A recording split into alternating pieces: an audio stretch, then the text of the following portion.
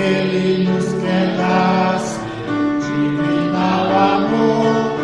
Olhai para o Cordeiro de Deus. Olhai para o Cordeiro de Deus. Olhai para o Cordeiro de Deus.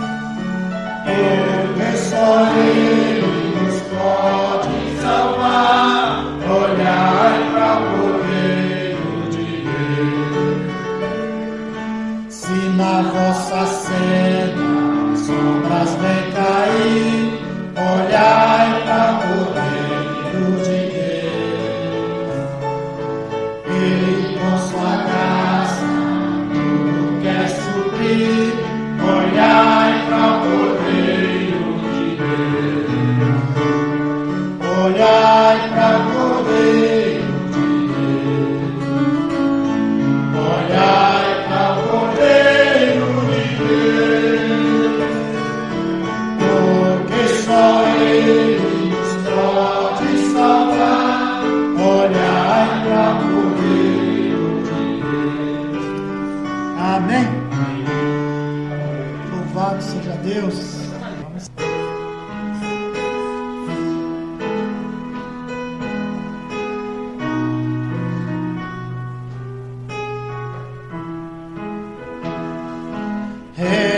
Redentor, onipotente, poderoso Salvador,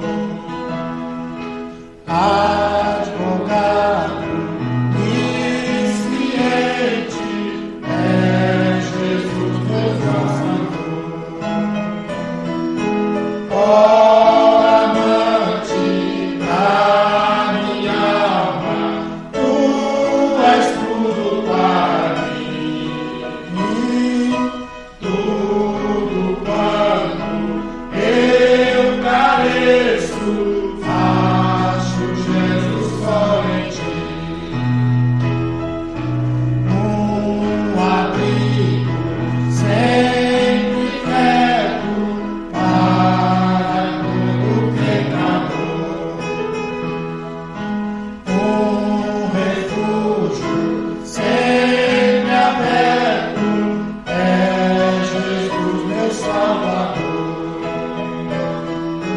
Ó amante da minha alma, tu és tudo para mim, tudo quanto eu careço, acho Jesus só em ti. Água viva, pão da vida, doce sombra no calor, que ao descanso nos convida, é Jesus meu Salvador. Ó amante da minha alma, tu és tudo para mim, tudo quanto eu careço, acho Jesus só em ti. Ó Cordeiro imaculado, que seu sangue derramou, meus pecados expiando, a minha alma resgatou. Ó amante da minha alma, tu és tudo para mim, tudo quanto eu careço, acho Jesus só em ti. Fundamento inabalável, rocha firme e secular, infalível, imutável, quem nos poderá tirar?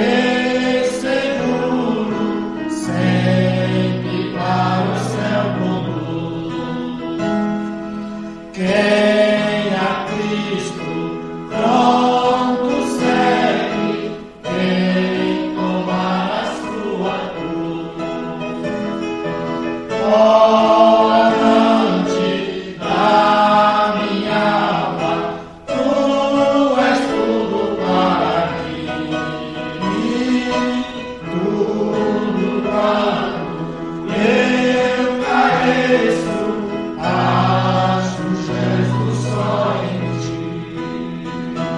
Louvado seja o Senhor, Deus eterno. Deus abençoa cada um em nome do Senhor Jesus. Amém. Amém. Deus abençoe, Pedrinho. Deus abençoe. Louvado seja. Só Ele é digno de ser adorado, louvado, engrandecido, magnificado. Não que o que façamos vai magnificar a Deus ou vai engrandecer a Deus. Nós apenas confirmamos, né? Apenas testificamos que Ele é o magnânimo, que Ele é o soberano, que Ele é o grandioso, que Ele é o poderoso, não é? Apenas confessamos com nossos lábios aquilo, a crença que há no nosso entendimento, no nosso coração, não é? Bom vê-los mais uma vez. Tivemos ontem um culto com os irmãos de Jundiaí, por isso hoje eles não estão aqui. Eu quero saber de vocês que estavam no culto anterior, quem lembra onde nós lemos no outro culto? Quem está lembrado onde nós lemos no culto anterior? São Mateus, irmão Pedro? Foi? São Mateus 12? Tá bom. Eu não perguntei porque eu não sei não, porque está aberto aqui, tá? Só para ver se alguém está atento. Agora, vocês lembram até qual foi o versículo que nós lemos? Até onde nós lemos? Lembrando que nós estamos ainda estudando sobre a presença de Deus. Nós ficamos aqui por volta do versículo 14 por diante. Vamos colocar de pé. Mateus 12, versículo 14. E os fariseus, tendo saído, formaram um conselho contra ele, para o matarem. Jesus, sabendo isto, retirou-se dali, e acompanharam-no grandes multidões, e ele curou a todas. E recomendava-lhes rigorosamente. Já pensou Jesus recomendando, avisando de forma rigorosa? Que o não descobrissem, para que se cumprisse o que fora dito pelo profeta Isaías, que diz: Eis aqui o meu servo, que escolhi, o meu amado, em quem a minha alma se compraz. Porei sobre ele o meu espírito, e anunciará aos gentios o juízo. Não contenderá, nem clamará, nem alguém ouvirá pelas ruas a sua voz. Não esmagará a cana quebrada, e não apagará o morrão que fumega, até que faça triunfar o juízo. E no seu nome os gentios esperarão. Amém. Podeis sentar. Que o Deus, Criador dos céus e da terra, possa ajudar-nos cada vez mais na compreensão dos seus mistérios, porque esses mistérios já foram revelados, né? Já foram revelados. Bem, no culto passado nós tecemos alguns comentários falando ainda sobre a parúcia de Cristo e falamos sobre as opiniões das pessoas e do quanto as pessoas deixaram de crer da forma correta por causa da interpretação que veio. E nós falamos a respeito daqueles prognosticadores, ou daquelas pessoas que interpretaram as Escrituras e com isto deram significado errado e se errou o alvo na compreensão dos mistérios. E falamos que homens inspirados pelo Espírito começaram a estudar as profecias que ainda não tinham sido cumpridas. Um destes homens foi Holter, que traduziu a Escritura e é chamado o seu trabalho de A Bíblia Enfatizada, onde ele deixou claro o porquê não podia traduzir a palavra parúcia por vinda. E assim, em seu trabalho, ele traduziu o seu equivalente para presença. Bem, nós falamos a respeito destas coisas no culto passado.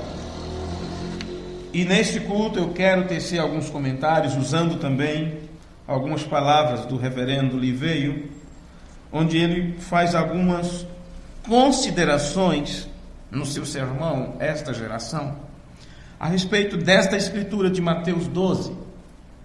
Em outro trabalho, em outro sermão do pastor Liveio, ele disse que era uma das suas passagens prediletas das escrituras. E foi uma passagem que William Branham usou muito pouco, ou praticamente ele quase não usou em seus sermões. Esta parte aqui. E era como se estivesse dizendo: quem tem olhos, não é, para ver, que veja. Quem tem ouvidos para ouvir, que ouça. Veja, entenda uma coisa aqui. O Senhor Jesus, quando ele retirou-se dali e grande multidão seguiu a Jesus, você percebe que ele ordenou-lhes esta forma de recomendar rigorosamente. É uma ordem que é dada. Jesus ordenou a eles que o não fizesse conhecido. Na tradução que eu estou lendo aqui, diz que não o descobrissem. Eu não sei na tradução do irmão, do outro aí, como está o final do versículo 16 de Mateus 12. É descobrissem? Descobrissem. O que significa isto? Para que não o fizesse conhecido. E o que isto representa? O que isto quer dizer? Fazer o que conhecido? Jesus estava ordenando para aquelas pessoas que estavam presenciando os acontecimentos que eles não descobrissem que ele cumpriu a escritura de Isaías. E a escritura de Isaías era sobre o Messias, o curador. Você sabe que Jeová Salvador pode também significar Jeová curador, porque a palavra no grego sozo é curador ou salvador. Isso não importa. O significado é o mesmo, usa-se a mesma palavra para as duas coisas. Agora, ele disse, a palavra cumprida no profeta Isaías, que diz, ele diz assim: isto é para que se cumpra a palavra do profeta Isaías, que diz. E o que era que estava lá em Isaías? Eis aqui o meu servo que escolhi, o meu amado em quem a minha alma se compraz. Porei sobre ele o meu espírito e anunciará juízos aos gentios. O que significa isto? Quando ele fizer, porque ele fará, anunciará. Você diz, ok, Isaías estava falando de um futuro que ia ser anunciado, que ele faria. Então, quando esse futuro chega, na nossa forma de entender assim, então ali estava ele anunciando o juízo. Estava Isaías falando uma profecia e Jesus disse: isso está acontecendo hoje, para que se cumpra as palavras do profeta Isaías.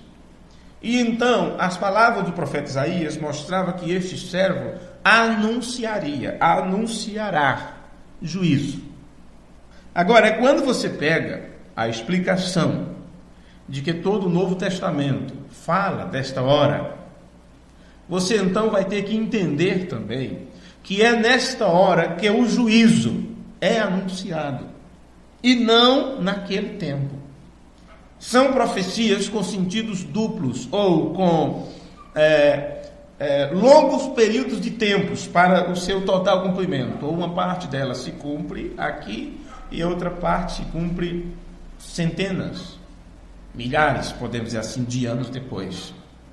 Uma das escrituras que poderíamos pegar como modelo para explicar isto é aquela escritura que diz assim: o Espírito do Senhor está sobre mim, porque Ele me ungiu para levantar os cativos, abrir os olhos dos cegos e tal, e tal, e tal. E depois diz o quê? E apregoar o ano aceitar do Senhor e o dia do juízo do nosso Deus. Certo? Vocês conhecem essas escrituras. Era assim que estava lá no Antigo Testamento. Mas quando Jesus leu aquilo em seu tempo, e ele disse, hoje tem se cumprido essa escritura, ele parou até a parte que estava se cumprindo em seu ministério, que era pregoar o ano aceitável do Senhor. O restante do versículo do Antigo Testamento ele não leu, porque não estava se cumprindo naquele momento. Isto só se repetiria, ou isto só chegaria ao seu cumprimento, esta última parte daquele versículo, quando o ministério do Filho do Homem se repetisse no último tempo. E o Deus que estava através do Filho realizando aquele trabalho, ou cumprindo sua própria palavra, este mesmo Deus se manifestaria no tempo do fim para dar o restante do cumprimento daquela mesma escritura. Não está difícil de compreender, está? Não está difícil, acredito que não. Então aqui está a mesma coisa, outra vez acontecendo, em Mateus 12. Quando Jesus esteve aqui em carne, veja, ele contendeu. Mas vamos ver aqui como está nas Escrituras. Para que se cumprisse o que fora dito pelo profeta Isaías, versículo 17 de Mateus 12. Eis aqui o meu servo, que escolhi, o meu amado em quem minha alma se compraz. Porei sobre ele o meu espírito, e anunciará aos gentios o juízo. Não contenderá. Veja, aqui diz que ele não ia contender, certo? Não contenderá. Agora, me diga, Jesus contendeu ou não contendeu? Que vocês poderiam responder assim, rapidamente. Jesus contendeu ou não? Ora, ele pegou, fez chicote de cordas, e ele bateu nas coisas daquele sujeito lá no templo. Então não me diga que isto foi lá no passado. Porque Jesus no seu tempo ele contendeu. E aqui diz que ele não contenderá. E diz, nem clamará. Veja, nem alguém ouvirá a sua voz nas ruas. Nas ruas. Não me diga que isto se cumpriu no tempo de Jesus. Porque em João 7,37... diz que ele levantou a sua voz e clamou. Vê? Então não me diga que isto se aplica no passado. Observe. Não esmagará a cana quebrada. Aí você diz, o que é isto? Eu que pergunto, isto é um fato? Não apagará o morrão que fumega. Isto é um fato? Veja, quando ele saiu, seu espírito saiu. E o Espírito de Deus não está descansando em Israel como uma nação. E eles não são um corpo. Israel não é um corpo. Há somente um corpo, que é o corpo do Senhor Jesus Cristo, agora mesmo, que é a igreja gentílica. E existem pouquíssimos judeus que irão entrar, que a noiva é composta de todas as raças. Porém, ela é gentílica. Se há alguns judeus que entrar, aí ok. Vê? Mas eles estão, os judeus em si mesmo, estão sob o quinto selo, e eles entrarão sem isto, sem estar no corpo. Agora, se você pegar a sua Bíblia e ir para São João, capítulo 7, São João, capítulo 7, e o versículo 37, 39, por aí. João 7, 37. Está escrito assim: e no último dia, o grande dia da festa, Jesus pôs-se em pé e clamou, dizendo: se alguém tem sede, venha a mim e beba. Quem crê em mim, como diz as Escrituras, rios de águas vivas correrão do seu ventre. E isto disse ele do Espírito que havia de receber os que nele crescem, porque o Espírito Santo ainda não fora dado, por ainda Jesus não ter sido glorificado. Mas você vê que no último dia ele pôs de pé e clamou. O que diz a profecia? Nem clamará, nem alguém ouvirá a sua voz nas ruas. Veja, a continuação deste versículo que estamos lendo de Mateus 12 diz assim: até que faça triunfar o juízo, e em seu nome os gentios confiarão. Veja, ele literalmente permitiu Israel ser destruído no ano 70 depois de Cristo. Nós falamos sobre isto 2 cultos anteriores. sobre a destruição de Jerusalém. E só agora, depois de 2.000 anos, mais de 2.000 anos, é que ele está levantando Israel. Que Israel tem surgido no cenário nacional como nação. Então, quando isto se refere aos gentios, isso está lhes dizendo que esse mesmo, terá que cumprir o compromisso dele referente aos gentios que estão na palavra. O compromisso que Deus tem para com os gentios, e estes compromissos estão na palavra. Agora, vamos para o livro de Isaías, no capítulo 42. Isaías, capítulo 42. Deixa eu ver se eu encontro primeiro do que vocês aqui. Já achei. Então foi primeiro. Isaías 42. E vamos dar uma olhada nisto, porque é onde isso está. E estas duas raças, essas duas gerações, meu amigo, de que acreditamos que poderia muito bem ser o capítulo final que está ocorrendo hoje. Eis aqui o meu servo. Está vendo de onde está a escritura? Eis aqui o meu servo, a quem sustenho, o meu eleito, em quem se apraz a minha alma. Pus o meu espírito sobre ele. Ele trará justiça aos gentios. Não clamará, não se exaltará, nem fará ouvir a sua voz na praça. A cana trilhada não quebrará, nem apagará o pavio que fumega. Com verdade trará justiça, ou ele trará justiça com a verdade. Em outras palavras, ele vai discernir e lhe contar o que é a verdade. Vê? Arrependa-te e eu lhe darei realmente tudo do que se trata. Assim diz o Senhor, o princípio e a criação de Deus. Assim diz o Amém, o Deus da verdade. Isto é o que acontece quando este servo traz a justiça com a verdade. Porque é o Deus da verdade em atuação. O Amém, a testemunha fiel e verdadeira. Para começar, este servo só faz este trabalho de servo para servir. Porque o Espírito vem a ele. Colocarei nele o meu Espírito, então acontecerá desse. Isso também é Isaías, e isto é Apocalipse capítulo 3, versículo 14.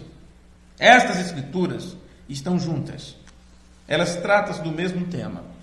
Em Apocalipse, no capítulo 3, versículo 14 ao 23, vejamos o que encontramos aqui. Em Apocalipse 3, versículo 14. E ao anjo da igreja de Laodiceia, escreve: isto diz o Amém, a testemunha fiel e verdadeira, o princípio da criação de Deus. Conheça as tuas obras, que nem és frio nem quente. Quem dera fosses frio ou quente. Esta é a mensagem que o Espírito traz através deste mensageiro a Laodiceia. Assim, porque és morno e não és frio nem quente, vomitar-te-ei da minha boca. Como dizes, rico sou e estou enriquecido, e de nada tenho falta, e não sabes que és um desgraçado e miserável, e pobre, e cego, e nu. Aconselho-te que de mim compres ouro provado no fogo, para que te enriqueças, e roupas brancas para que te vistas, e não apareça a vergonha da tua nudez, e que unjas os teus olhos com colírio para que vejas.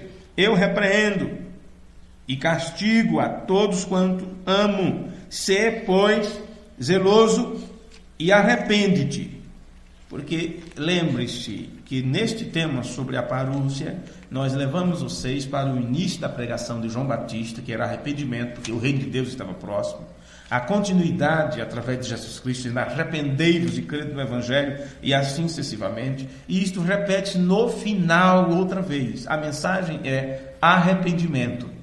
Arrepende-te, porque eu castigo e repreendo a todos quanto amo. Sê, pois, zeloso e arrepende-te. Eis que estou à porta e bato. Se alguém ouvir a minha voz e abrir a porta, Entrarei em sua casa, e com ele cearei, e ele comigo. Ao que vencer, lhe considerei que se assente comigo no meu trono, assim como eu venci, e me assentei com meu Pai no seu trono. Quem tem ouvidos, ouça o que o Espírito diz às igrejas. Amém. Bem, nós estamos nisso. Essa é a era da igreja de Laodiceia. Olha, não faltará, nem será quebrantado, até que ponha na terra a justiça, e as ilhas aguardarão por sua lei. Porque isto vai longe, as ilhas, todos os recantos da terra.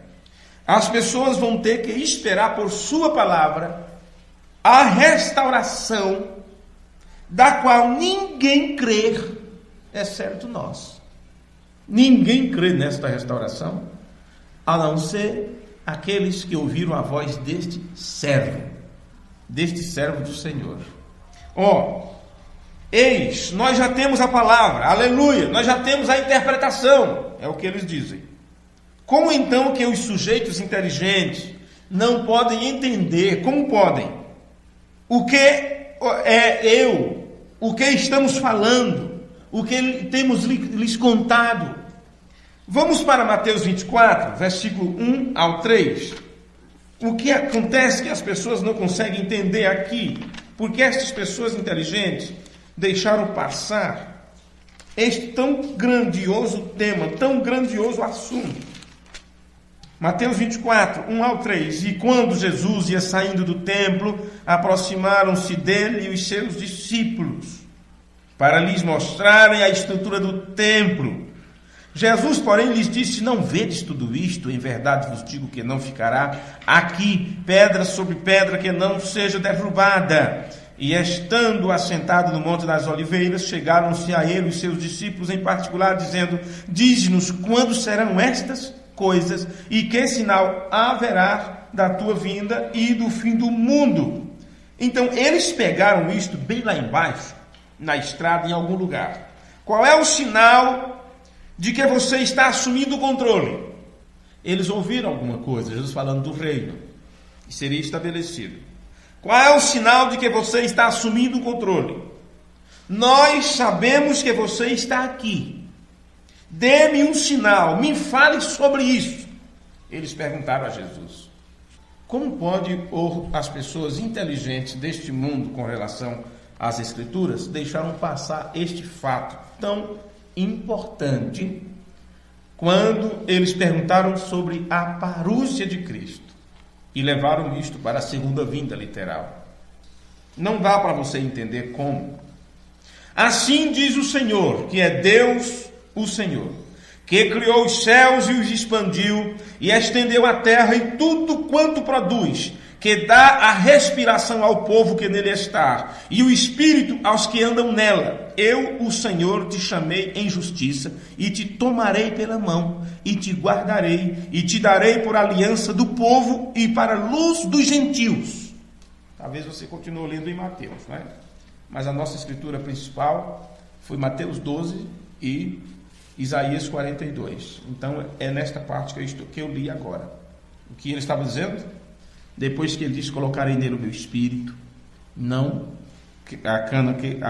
o pavio que fumega não se apagará, e aquela coisa toda e tal, no seu nome os gentios esperarão. Então ele continua dizendo: assim diz o Senhor, que criou os céus e o expandiu, estendeu a terra, tudo quanto produz, que dá respiração ao povo que nela está, e o espírito aos que andam nela. Eu, o Senhor, te chamei em justiça, e te tomarei pela mão, e te guardarei, e te darei por aliança do povo e para a luz dos gentios. Quer dizer, uma aliança aos gentios.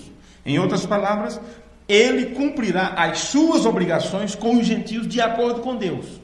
E o irmão Branda disse uma coisa: ele teve uma obrigação. Quer dizer que Deus está falando de um Deus obrigado. Você diz: mas Deus está obrigado a alguma coisa? Está sim.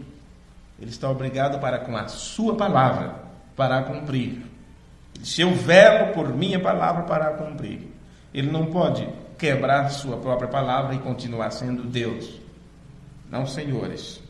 Vê? Quantas pessoas sabem disso? Quantas pessoas sabem disto, que se tinham uma obrigação para com os gentios? E essas obrigações seriam feitas de acordo com Deus, com o que Deus estabeleceu. Quem sabe disso? Ninguém, a menos que um profeta lhe falasse. Como você saberia que Deus está na terra e não no céu, nesse tempo do fim? Ninguém sabe disso, a menos que um profeta lhes diga. E o profeta disse: o meu ministério, ou o propósito do meu ministério é declarar que ele está aqui. A deidade não está no céu, disse William Branham, a deidade está na terra. Vê?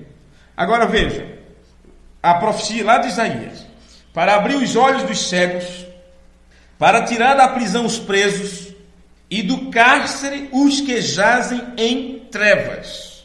Oh, Jesus fez tudo isto? Sim. Mas o cumprimento disto foi lá?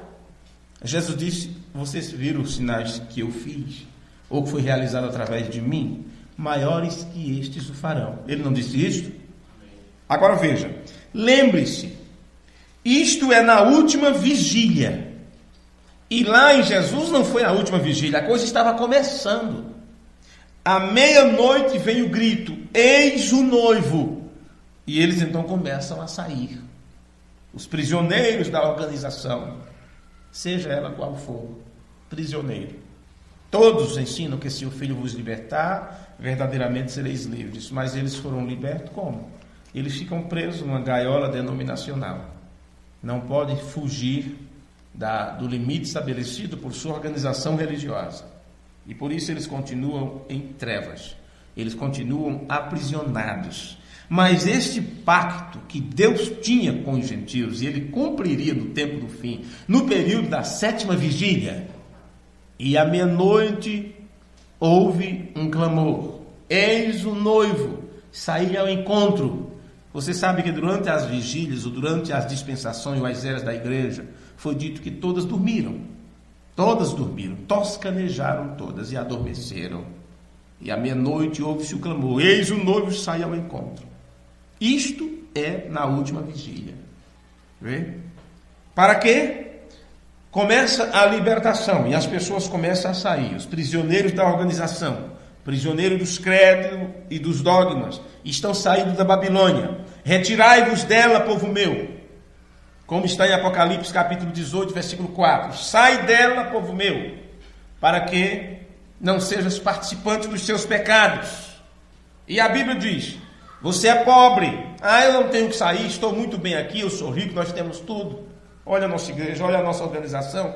E a mensagem continua dizendo: você é pobre, miserável, nu, cego. Isto que você leu em Apocalipse 3, 14 ao 23, diz bem aqui que eles são prisioneiros, que eles são cegos. E os que recebem a libertação saem das trevas, vão saindo da casa de prisão, presos pela organização, presos a Satanás. E a mensagem diz: retirai-vos, retirai-vos. O grito da meia-noite vem com isto. E desde o tempo do refrigério, da presença de Deus, até o tempo da vinda literal do próprio Jesus Cristo, onde nós o encontraremos no ar, a mensagem ou grito da grande águia sempre estará chamando até que o último eleito seja despertado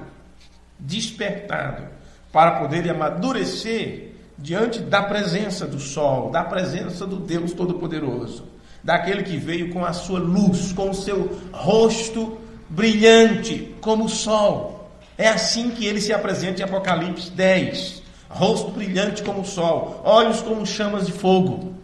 A semente ou madura. Ou você cresce, ou é melhor o atestado de óbito. Abortou, foi um aborto. Nem chegou a nascer direito. Vê? Mas é isto. Existe um tempo de refrigério. E se você ler no livro de Atos, eu não lembro agora o versículo, mas eu acredito que é o versículo, Atos capítulo capítulo 2, onde fala do refrigério, né? Na presença do Senhor. Vocês conhecem, eu posso citar as Escrituras. Eu posso citar ela de qual, mas lembrar onde está, eu já não consigo. Em 3:21 fala sobre o qual convém. Atos 3. Arrependei-vos, pois. Vocês percebem que é outra vez a mensagem de arrependimento? É outra vez a mensagem de arrependimento? Arrependei-vos, pois, e convertei-vos, para que sejam apagados os vossos pecados. E venham assim os tempos do refrigério, pela presença do Senhor. Então, este refrigério só pode vir à igreja por e através da presença de Deus. E quando esse Deus se apresenta, manifesta a sua presença na terra, o aparecer de Cristo, que o William Branham disse, a aparição é agora. E a aparição nos prepara para a vinda. Desde o tempo do refrigério da presença desse Deus, até a vinda literal do próprio Jesus Cristo, nós o encontraremos no ar. No ar. Mas existe um período de tempo entre a presença e a vinda em si. A presença é para nos aprontar para a vinda. Isto traz o que para nós? Refrigério. Isto traz para nós pastos verdejantes.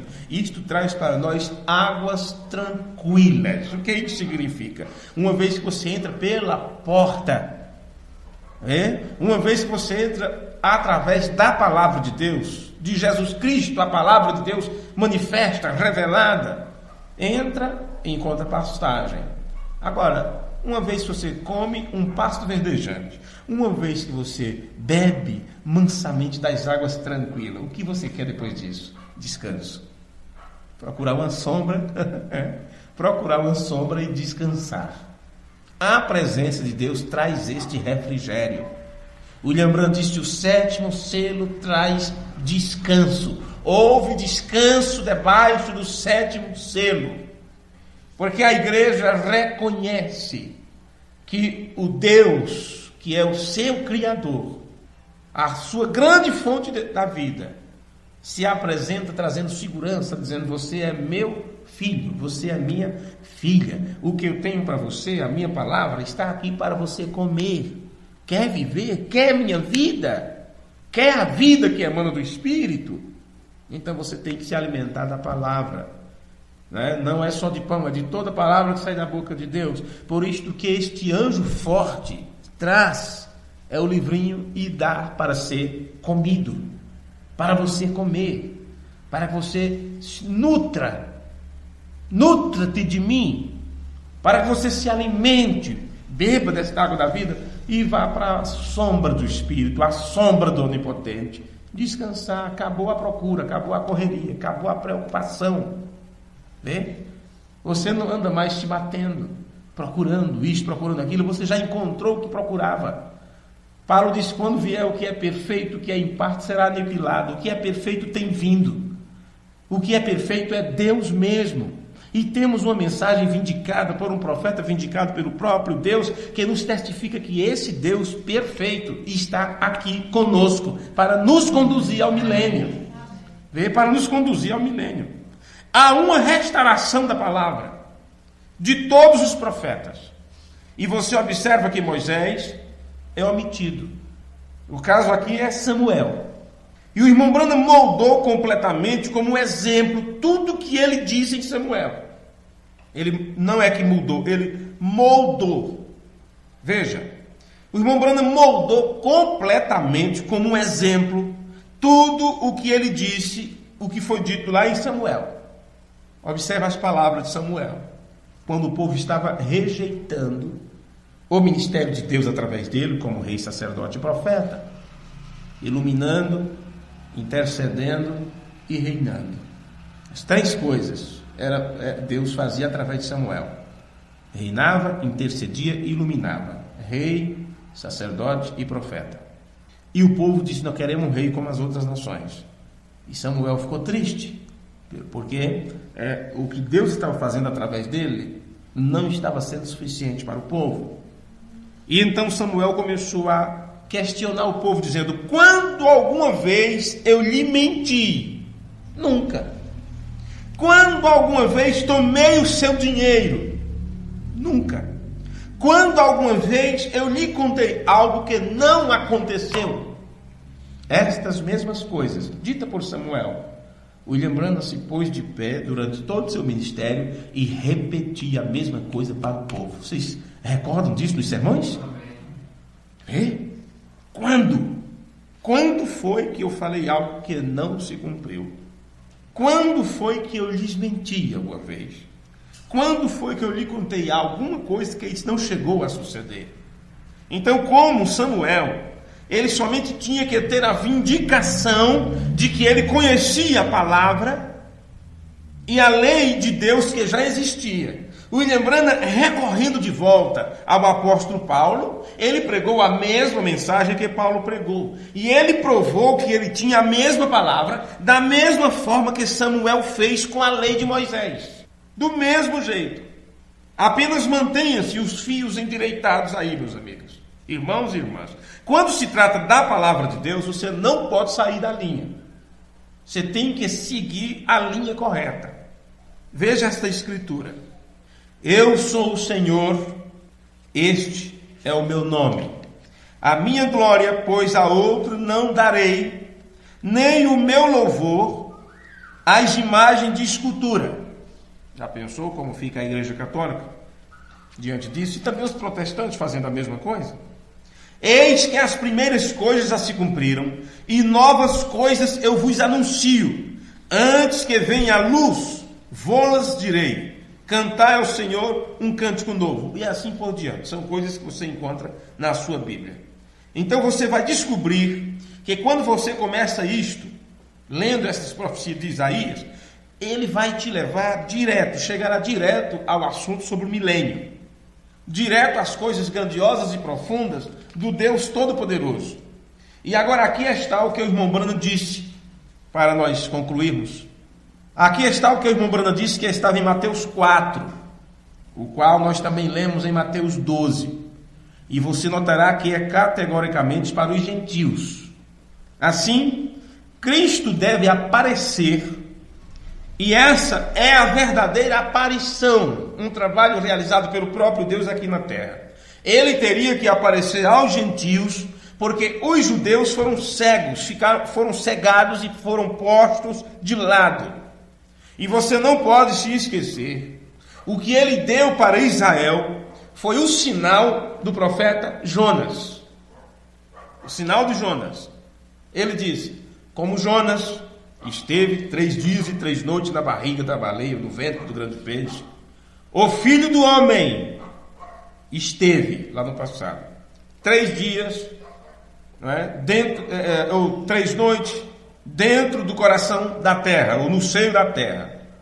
Agora, se você observar, o ministério de Jonas foi para os gentios. Vê? Assim, portanto, o sinal da segunda ressurreição é muito mais importante do que o sinal da primeira ressurreição. Tem que ser, porque a Bíblia, de forma distinta, ela diz assim: aquele que crer, obras maiores do que estas ele fará, porque eu vou para o meu Pai. Aí, do mesmo jeito como William Branham disse, William Branham fez essa afirmação: ele teve mais sucesso em meu ministério, através do meu ministério, do que ele teve em seu próprio ministério. Você já leu isso na mensagem? William Branham disse isso. Deus, ele teve mais sucesso hoje, através do meu ministério, do que ele teve há 2000 anos atrás. Porque neste tempo do fim, mais pessoas... Ora, Jesus andou, fez tudo aquilo naquele tempo. Quantas pessoas ficou sabendo dele? Você pensa que as cidades ficaram sabendo? Não, senhores.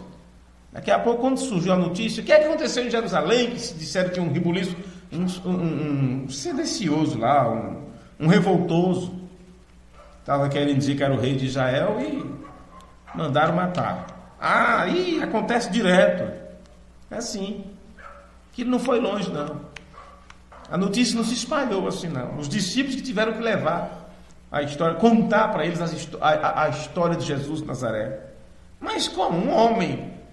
Quantos não morrem lá crucificado e tudo? Não, mas esse é diferente. Por que é diferente? Aí era quando eles iam para o Antigo Testamento e começava lá de Abraão, Isaac, Jacó, os patriarcas, as profecias sobre o Messias, para poder provar que aquilo se cumpriu naquele homem que foi morto e crucificado ali. E depois provar a ressurreição. Jesus precisava de testemunhas. E as testemunhas estavam com ele. Essas testemunhas comprovavam, eu vi. Ele estava lá. O túmulo estava vazio. Ele se apresentou para mim. Então as pessoas creram no testemunho que eles contavam, mas eles mesmos não viram. Eles não viram. Eles não tinham nenhuma prova. A não ser quando fazia uma reunião e chamava algum irmão que foi curado pessoalmente por Jesus, né? E a pessoa contava o seu testemunho. E você acha, mesmo assim eles acreditavam? Isso é só para quem nasceu para acreditar mesmo. O que aconteceu recentemente no Ministério de Deus através de William Branham, porque as denominações não acreditam. Eles têm toda a comprovação, têm todos os documentários. Eu posso mostrar para qualquer um pilhas de documentos, né, das campanhas, das realizações, de tudo que foi feito, porque eles não acreditam. É mais fácil eles acreditarem nesses imitadores que estão aí, negociando com a fé simples do povo, pedindo dinheiro ao povo. Vê? Pois bem, agora observe bem aqui, diz, não esmagará a cana quebrada, não apagará o morrão ou o pavio que fumega. Isto está exatamente de acordo com o livro de Apocalipse, que diz, sabe o quê? Não danifiques o azeite e o vinho. Não se atreva a mexer nisso. Vê? Não mude a palavra. Não tire nem acrescente. Diga o que eu disse, porque eu sou responsável pelo que ensinei. Diga o que está na gravação. Repita as minhas palavras, porque não são minhas. Aí diz, em seu nome os gentios confiarão. Ou seja, nós temos a revelação do tempo do fim. Nós receberemos o verdadeiro nome do Deus Todo-Poderoso. E nós compreendemos a unidade da divindade. Então significa que nós compreendemos o nome. E para aqueles que estão cometendo loucuras e torpeza com a questão a respeito do nome e de novo nome, seria melhor que estas pessoas procurassem entender as palavras proféticas, porque o profeta de Deus disse, a palavra de Deus revelada é de fato o nome do Deus Todo-Poderoso. Você quer algo mais do que isso? Então procure. Deste modo, quando nós recebemos este nome revelado, nós vemos a perfeição completa do Rema Logos. Rema Logos, do Deus Todo-Poderoso, nesta hora em que nós estamos vivendo. Nós apenas não ouvimos a palavra. Nós estamos compreendendo o que a palavra está dizendo para nós. Nós não somos apenas ouvintes de um barulho. Estamos entendendo o som que este barulho está transmitindo para nós. Porque se a trombeta desse um som incerto, você não se prepararia para a batalha. Então você é treinado para ouvir, para entender o significado do som da trombeta. Ou o guarda vai dar 2 apitos e você não sabe. Você não sabe se é hora de seguir ou hora de parar. Não é? Vê? Vamos ficar de pé. Vamos ficar de pé. Nós compreendemos a unidade da divindade. Compreendemos o nome. E o irmão Branham disse, a palavra de Deus revelada é de fato o nome do Deus Todo-Poderoso. Quando nós recebemos este nome revelado, nós temos a perfeição completa do Rema Logos, do Deus Todo-Poderoso, nesta hora na qual nós estamos vivendo. Pai bendito, no nome de Jesus Cristo, pedimos a Tua graça e a Tua compaixão sobre as nossas vidas, porque bem sabemos o quanto estamos necessitados de Ti nesta hora. E Tu sabes das nossas necessidades, muito mais do que nós. Estamos dependendo de Ti, Senhor, para que o Senhor nos dê graça e nos dê luz para caminharmos nesse tempo tão escuro, que a tua face possa brilhar sobre as nossas vidas, que possamos ver a glória que há no teu rosto, na tua face, que a face da palavra seja revelada a nós, porque estamos supostos a olhar para Jesus, aquele que é o autor, o originador e aquele que consome também, porque temos que devolver a ti, autor e consumador da nossa fé. Tu originas em nós esta fé, e é isto que tu recebes de volta de nós. Nós te bendizemos, Pai, e te adoramos, no nome precioso de teu Filho Jesus Cristo, sabendo nós que nenhum homem pode se aproximar do Papai do céu sem antes passar pelo irmão maior, que é nosso advogado, o Senhor Jesus Cristo, aquele que está entre Deus e o homem. Então, Pai, pelos canais exigidos por ti, da forma correta, nos aproximamos perante o trono da graça, reconhecendo nossas fraquezas, nossos pecados, nossas incapacidades, e lançamos tudo aos teus pés nesta hora. Todo o nosso medo e temor, tudo, Senhor, colocamos diante da cruz, diante do Calvário, diante do sacrifício, e esperamos em troca disso, porque tu tira de nós todo o nosso fardo de dor, de desespero, de dúvida, e coloca em nós puro amor, aquele amor que é derramado em nossos corações, através do Espírito Santo, e que isso nos dê força para prosseguir nos poucos dias que ainda temos aqui nesta terra. Perdoa as minhas fraquezas, os nossos pecados, são tantos, Senhor, e nos envergonhamos diante de Ti nesta hora. Que o Espírito Santo possa nos cobrir nesse instante, pelo sangue do Cordeiro de Deus, que tira o pecado do mundo, do Cordeiro de Deus que foi morto, imolado, desde antes da fundação do mundo, porque foi antes da fundação do mundo que fomos eleitos em Ti, e desde então fomos colocados debaixo deste sangue. Ó Deus, ajuda-nos a caminhar nesta luz, para que o sangue de Jesus Cristo possa estar sobre nós, nos purificando de todo o pecado. Dá-nos uma libertação total sobre nós mesmos, Senhor. Ajuda-nos nesta hora. O pedido deste homem e desta mulher, tu sabes a necessidade de cada um dos meus irmãos, que são apresentados diante de Ti, e Tu, conhecendo todas as coisas, pode, segundo a Tua vontade, cumprir, ó Senhor, estes sonhos, esse desejo, esta vontade, mas que antes de qualquer coisa, a Tua vontade prevaleça sobre a nossa. Porque por melhores que sejam as nossas intenções, sempre estaremos errados, mas Tu sempre estás certo. E então nós procuramos de Ti, que o Senhor nos ensine a aprendermos a esperar por Tua palavra final, por Tua decisão final sobre todas as coisas. No nome amoroso de Jesus Cristo, nós te pedimos. Amém. Amém. Amém. Deus os abençoe.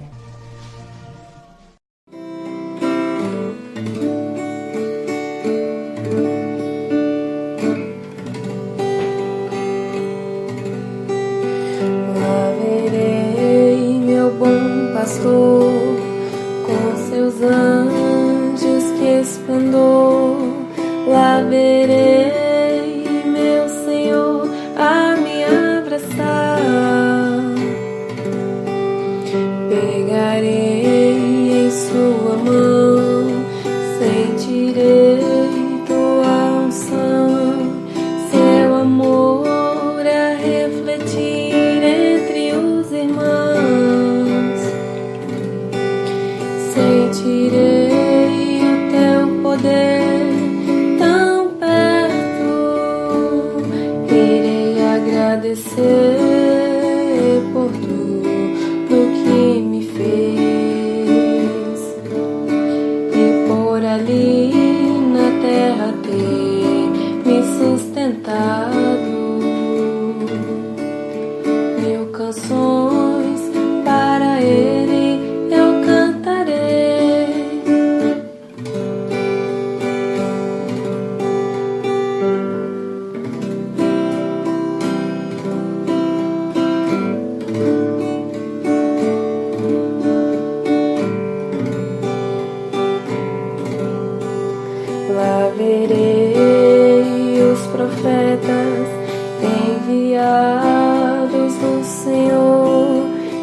pregaram a palavra com muito fervor,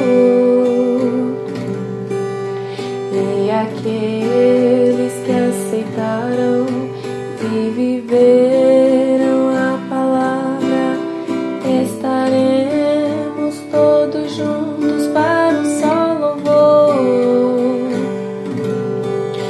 Sentirei o teu poder tão perto, irei agradecer por tudo que me fez, e por ali na terra ter me sustentado. 1000 canções para Ele eu cantarei. Sentirei o teu poder tão perto, irei agradecer